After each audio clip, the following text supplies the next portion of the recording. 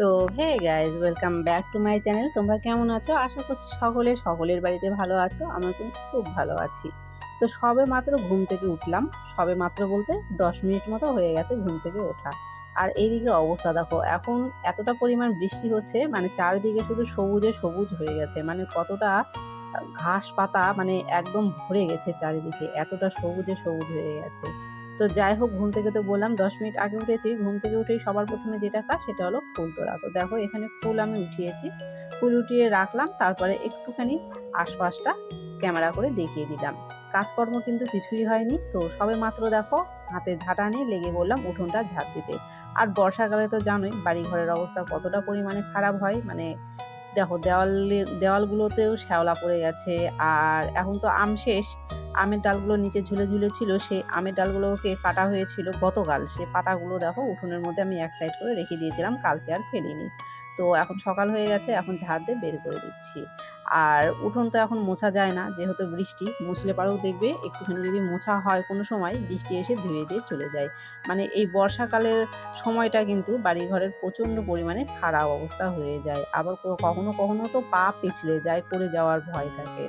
তো যাই হোক, এখানে সবার আগে কিন্তু উঠোনটা ঝাড় দিয়ে পরিষ্কার করে নিলাম। আরও সব কাজকর্ম কিন্তু বাকি আছে, সেগুলো এক এক করে দেখো করে নেব। তো উঠোনটা ঝাড় দিয়ে সোজা ঢুকে গেলাম বাড়িতে। আর এখানটায় চলে এলাম ঘর মুছতে। তো একটা ঘর মুছছি, আর একটা ঘর মোছা কিন্তু এখনো বাকি আছে। তো ভিডিও করব এমন সময় কিন্তু লাইনটা চলে গেল। লাইনটা চলে যাওয়ার কারণে কিন্তু দেখো এই জায়গাটা অনেকটা অন্ধকার দেখাচ্ছে। তো যাই হোক, এখানে আগে ঘরটা মুছে নেবো। মুছে নিয়ে কিন্তু তারপরে আরও অন্যান্য কাজ আছে, কিছু জামা কাপড় আছে কাচার জন্য, কলপারে অনেক বাসন টাসন আছে।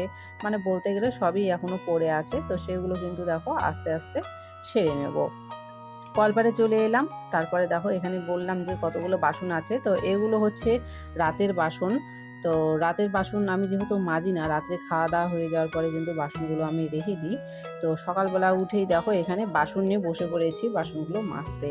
আর যেহেতু তোমরা আগেও জানো, আমি আমার ভিডিওতে এর আগেও অনেকবার বলেছি যে আমার কিন্তু বাড়িতে মোটর বসানো নেই, অতএব আমাকে টিউবওয়েল টিপে জল বের করে সমস্ত কাজ করতে হয়। মানে বাড়ির যত এ টু জেড কাজ, বাসন মাজা থেকে কাপড় কাচা থেকে আরও যত কাজকর্ম, সব কিছু কিন্তু আমাকে কল থেকে জল বের করেই করতে হয়।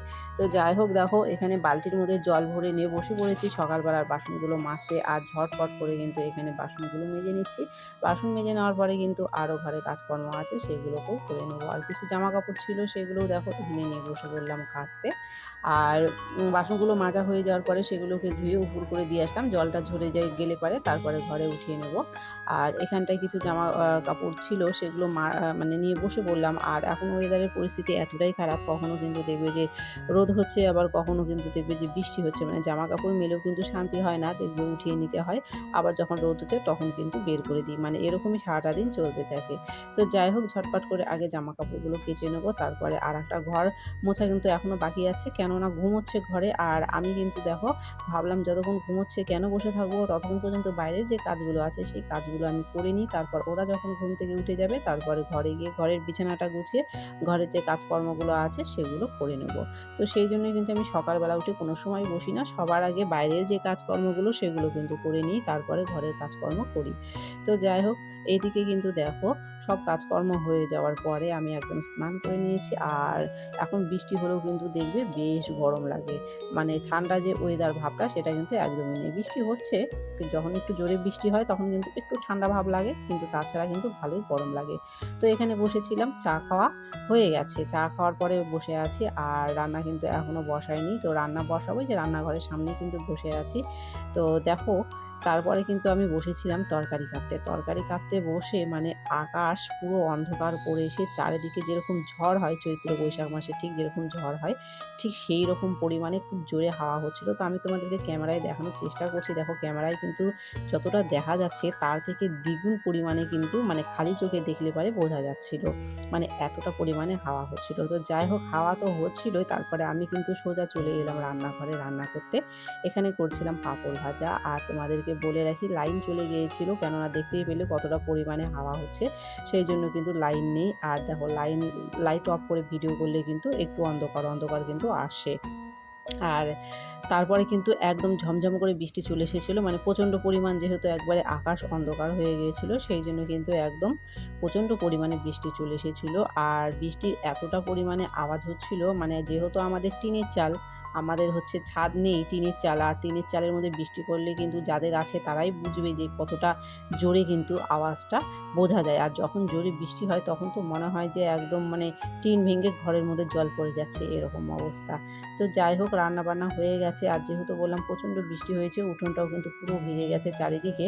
আর এইদিকে দেখো বারান্দাটাও ভিজে গিয়েছিলো বৃষ্টিতে। আমি আবার নতুন করে সব বারান্দা মুছলাম। তারপরে আবার সকালে যেহেতু দেখলে যে উঠান আমি ঝাড় দিলাম, তারপরে বৃষ্টি হওয়ার পর আবার খারাপ হয়ে গিয়েছিলো, আবার সেই উঠোন টুটনগুলো ঝাড় দিলাম। তারপরে বাসনগুলো যেগুলো মাজা ছিল, মানে সকালের খাওয়ার পরে কিছু বাসন ছিল সেগুলোকেও উপর করে দিলাম। আর এইদিকে দেখো রান্না করছি, পাঁপড় ভাজা হয়ে গেছিলো। আর এখানে যে কচুরমুখী হয় সেটা আজকে রান্না করছিলাম। তো যাই হোক, লাইন কিন্তু এখনও আসেনি, এখনও কিন্তু প্রচণ্ড গরম লাগছে। আর দেখো আমি দেখছিলাম লাইটের দিকে তাকিয়ে যে লাইন আসছে কিনা। তো যাই হোক, লাইন কিন্তু আসেনি। তো রান্নাটা কষাচ্ছিলাম তরকারিটা, তারপরে এইদিকে ঘরে আসলাম। এইদিকে ঘরের বিছানা টিছানা আমি সব কিছু ঠিকঠাক করে পরিষ্কার করে রেখেছি। তারপরে কিন্তু রান্নাবাড়ি হয়ে যাওয়ার পরে এখানে বসে পড়েছিলাম খেতে। তারপরে কিছুক্ষণ পরে বলতে বেশ অনেকক্ষণ পরে কিন্তু লাইনটা এসেছিলো। আর এখন একটু ফ্যান চালিয়ে নিয়ে খেতে বসেছিলাম। যাই হোক, ফ্যানের হাওয়া ছাড়া কিন্তু দেখবে খেতে একদমই ভালো লাগে না।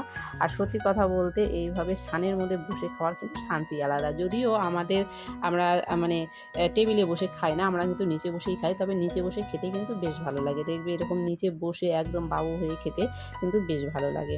আর রান্না করেছিলাম বলতে নিরামিষই রান্না করেছিলাম। ডাল, পাঁপড় ভাজা, তারপরে একটা আরও সবজি ছিল। আর একটা দেখলেই তো কচুরমুখী রান্না করছিলাম। তো অনেক কিছুই আর কি নিরামিষ হলেও আরও কি 4-5 রকমের রান্না করে ফেলি। তো যাই হোক, এখানে খেতে বসেছিলাম। প্রচণ্ড খিদেও পেয়েছিল, সকাল থেকে অনেক কাজকর্ম করেছিলাম, খাওয়া হয়নি। আর দেখতে পাচ্ছ শাড়ি পরা, যদিও আমি শাড়ি পরি না। তো একটুখানি আমি রিলস ভিডিও করছিলাম, তো সেই জন্যই আর কি শাড়িটা পরেছিলাম। আর খিদে প্রচণ্ড পেয়েছিল, সকালে শুধু চা খেয়েছি, আর খাওয়া কিছু হয়নি। তো সেই জন্য আর কি শাড়িটা আর খুলিনি, এখানেই বসে পড়েছি খেতে। খাওয়া দাওয়া হলে তারপরে শাড়ি খুলে আবার নাইটি পরে নেবো। তো যাই হোক, ঝটপট করে কিন্তু আগে খেয়ে নেবো। তারপরে খাওয়ার পরে দেখবে আরও কিন্তু অনেক বাসনপত্র বেরোবে, মানে সারাটা দিন কিন্তু অনেক বাসন মাজতে হয়, আর বিশেষ করে কলের জল বের করে। তো ভিডিওটাকে কিন্তু আজকে এখানেই শেষ করছি।